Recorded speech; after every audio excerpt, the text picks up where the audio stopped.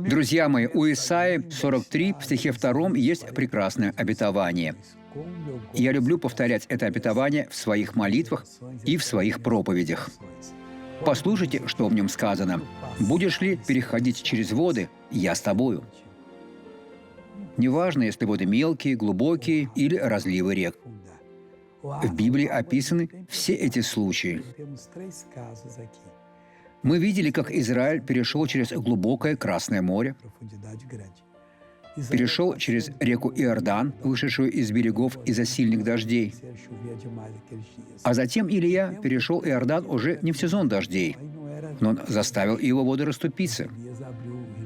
И Бог был с ним. Через реки ли они не потопят тебя?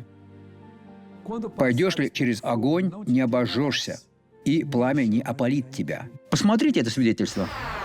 Что было у вас? Меланома. Меланома.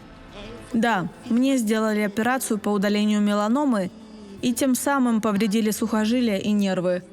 Но я верю, что сейчас они восстановились. Во имя Иисуса. Чего вы до этого не могли делать? Ходить не было для меня проблемой, но я постоянно чувствовала мурашки, жжение. Теперь все прошло? Прошло. Прошло. Во имя Иисуса. Если вы не знали, меланома – это очень серьезно, друзья. Я никому не желаю столкнуться с меланомой.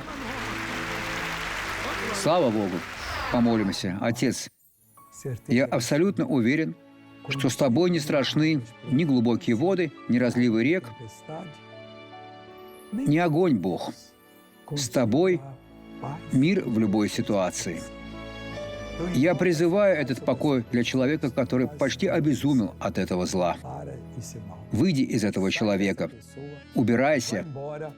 Во имя Иисуса. Хорошего дня.